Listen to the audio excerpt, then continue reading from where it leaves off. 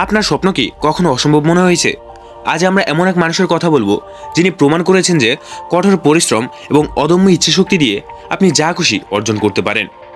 তিনি হলেন ভারতের missile man APJ Abdul Kalam. একজন সাধারণ মাছ বিক্রেতা ছেলে যিনি বড় হয়েছিলেন ভারতের 11তম রাষ্ট্রপতি এবং লক্ষ লক্ষ মানুষের জন্য অনুপ্রেরণার উৎস। বন্ধুরা, আজ আমরা এপিজে আব্দুল কালামের জীবন ও তার শিক্ষা নিয়ে গভীরভাবে আলোচনা করব। জানুন কিভাবে তিনি দরিদ্র, ব্যর্থতা এবং সীমাবদ্ধতাকে অতিক্রম করে ইতিহাস গড়েছিলেন। পুরো ভিডিওটি দেখুন, কারণ এটি আপনার জীবন বদলে দিতে পারে।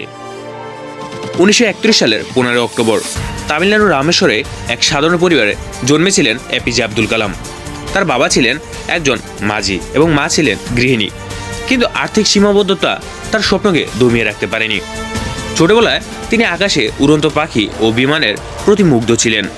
সে মুগ্ধতা থেকে তার মনে বিজ্ঞানী হওয়ার আকাঙ্ক্ষা জন্মেছিল। পড়াশোনার প্রতি তার ভালোবাসা এতটাই গভীর ছিল যে তিনি পত্রিকা বিলি করেও নিজের পড়াশোনার খরচ চালিয়েছিলেন। APJ Kalam Madras institute of টেকনোলজিতে ভর্তি হন। সেখানে তার অধ্যবসায় এবং অধ্যয়নের প্রতি মনোযোগ সবাইকে মুগ্ধ করেছিল। তার লক্ষ্য ছিল ভারতের মহাকাশ গবেষণায় অবদান রাখা।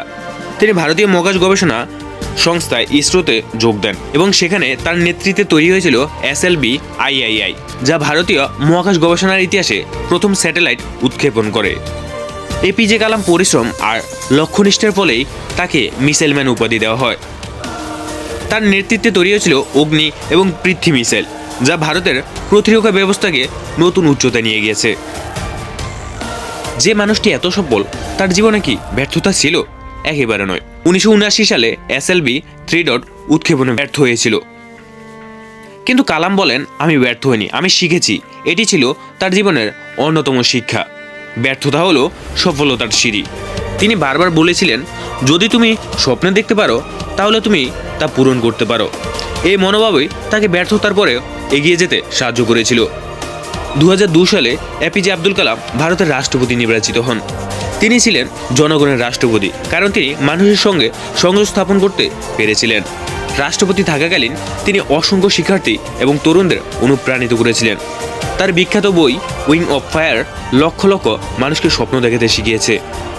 এপিজে কালাম আমাদের শিখিয়েছেন যে স্বপ্ন দেখতে হবে এবং সেই স্বপ্নকে বাস্তবে রূপ দিতে হবে এবং এর জন্য কঠোর পরিশ্রম করতে হবে।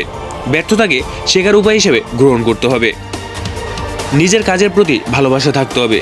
তিনি বলেছিলেন, তোমার ভবিষ্যৎ তৈরি হবে আজকের কাজের মাধ্যমে, তাই আজ থেকেই শুরু করো। বন্ধুরা, এপিজে আব্দুল কালামের জীবন আমাদের শেখায় যে দরিদ্র বা প্রতিকূলতা কখনো সাফল্যের পথে বাধা হতে পারে না। আপনিও সফল হতে পারেন যদি স্বপ্ন দেখেন, কাজ করেন এবং শেখার ইচ্ছা রাখেন। আপনাকে সবচেয়ে বেশি অনুপ্রাণিত করেছে তার জীবনের কোন দিকটি? কমেন্টে জানাতে ভুলবেন না। সাবস্ক্রাইব করুন জবস 24।